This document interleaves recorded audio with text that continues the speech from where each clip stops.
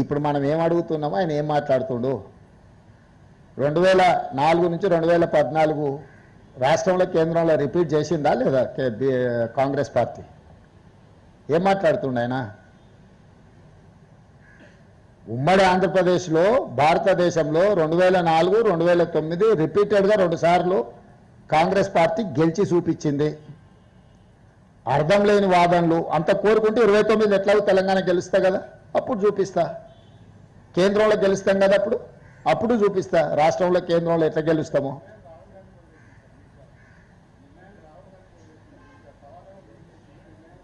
దేనికోసం అంట? ఖచ్చితంగా ప్రయత్నం చేయమని నేను అదే చెప్తున్నా. మోడీని గద్దె దించుతామని మేము సవాల్ చేస్తున్నాం. దిగకుండా ఆయన ఎట్లా అడ్డుపడుతుండో పడమని ఉంది. 150 సీట్లు దాటనీయమని చెప్తున్నా నేను ఈరోజు బీజేపీకి కేంద్రంలో.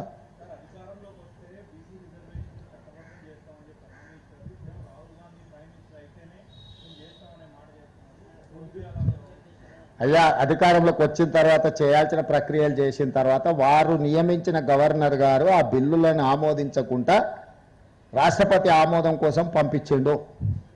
వారు నియమించిన గవర్నర్ గారు రాష్ట్రపతి ఆమోదం కోసం పంపించిండు కాబట్టి ఇవన్నీ చర్చలు. మేము చట్టం చేసిన తర్వాత గవర్నర్ గారు ఆమోదిస్తే చర్చలకే తావులేదు. ఈ చర్చలన్నీ కూడా అర్థం పర్థం లేని చర్చలు. కిషన్ రెడ్డి గారు చేస్తున్న వాదన పసలేని వాదన, పైసకు పనికిరాని వాదన.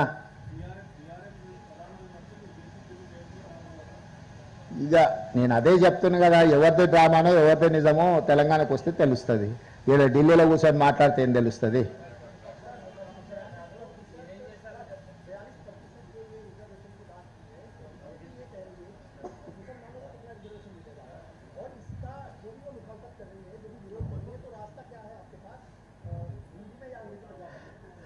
हम लोग राहुल गांधी जी जो पदयात्रा में भारत जोड़ो में वादा किया था इस देश को और तेलंगाना जनता को खासकर, तेलंगाना में कांग्रेस सरकार बनने के बाद जनगणना में जाति गणना के साथ साथ ओबीसी रिजर्वेशन 42% बढ़ाने के लिए वादा किया था।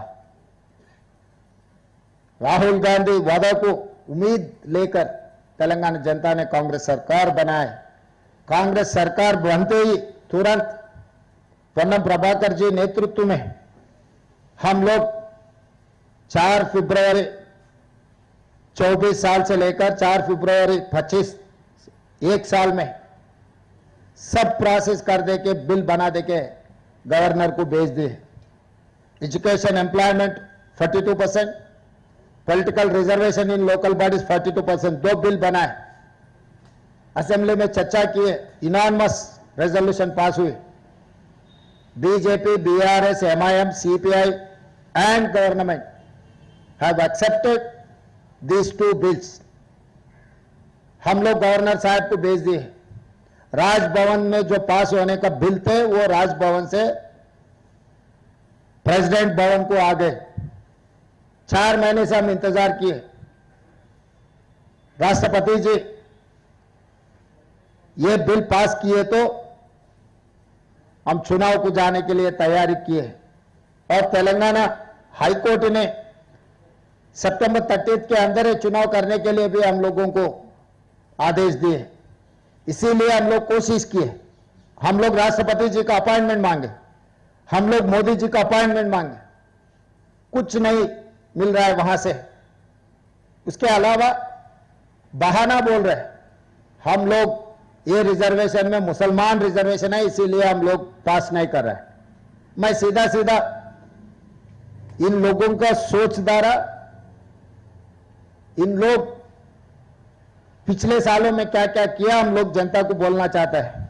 जिस दिन मंडल कमीशन बनाए, मंडल कमीशन ओबीसी रिजर्वेशन लागू करने के लिए कोशिश किए तो कमंडल यात्रा निकाले, रथ यात्रा निकाले, तब आपको पता है देश में क्या हुआ। उसके बाद आईआईटी, आईआईएम, सेंट्रल यूनिवर्सिटी में ओबीसी रिजर्वेशन के लिए मनमोहन सिंह जी और सोनिया जी कोशिश किए तो जब रोकने के लिए कोशिश किया, यूथ फॉर इक्वालिटी के नाम पे जब बिल के खिलाफ कार्रवाई की है भारतीय जनता पार्टी। आज भी हम ओबीसी रिजर्वेशन बढ़ाने के लिए जो कोशिश कर रहा है, मुसलमान के नाम पर रोकने के लिए कोशिश कर रहे हैं। मैं सीधा सीधा ये सवाल किया पिछले बार यहीं से, आज भी मैं सवाल कर रहा हूं। जो बीजेपी के सोच द्वारा नागपुर आरएसएस राष्ट्रीय कार्यालय से उन लोगों को संदेश मिलते हैं, वो महाराष्ट्र में आरएसएस राष्ट्रीय कार्यालय, महाराष्ट्र में मुसलमानों को रिजर्वेशन मिल रहा है।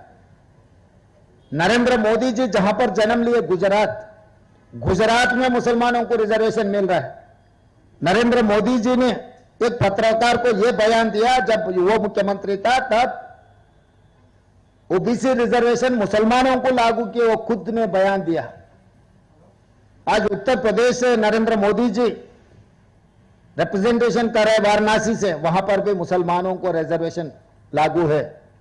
मैं सीधा सवाल कर रहा हूं, किशन रेड्डी जी, बंडी संजय जी, जो भी हो भारतीय जनता पार्टी के, महाराष्ट्र, गुजरात, उत्तर प्रदेश में मुसलमानों का रिजर्वेशन हटा के अब बयान दो, बहाना मत बनाओ। तेलंगाना ओबीसी के खिलाफ जो कार्रवाई चल रहा है ये साजिश है, सरासर ओबीसी द्रोही है बीजेपी को जो मदद दे रहा है। हम जो जंतर मंतर में धरना किए, हम लोग ऐलान किए थे, सड़क से लेकर संसद तक हम लोग लड़ेंगे, हम लोग हासिल करेंगे ओबीसी रिजर्वेशन के लिए। वो कोशिश में हम लोग लगे रहा तो बीआरएस ने बीजेपी के बी टीम बनकर अपने खिलाफ, हमारे खिलाफ बयान दे रहा है। जंतर मंतर में ड्रामा चल रहा है। भाई हम ड्रामा कर रहे हैं, बीआरएस बीजेपी वाले खुदकुशी कर लेके, सुसाइड कर लेके जंतर मंतर में धरना कर दे कि अगर रिजर्वेशन दिलाए तो शहीद बनेगा। एक बड़ा मॉन्यूमेंट कुछ बनाएंगे तेलंगाना में ओबीसी के लिए, जो शहीद हुआ बीजेपी बीआरएस वाले को। क्यों झूठे बातों से ओबीसी को अन्याय करने के लिए जो कोशिश कर रहे हैं, सरासर एक ठीक नहीं है। इसीलिए हम लोग साफ साफ कह दे रहे हैं, मोदी जी आप हमारे रिजर्वेशन को रोकने के लिए कोशिश मत करो।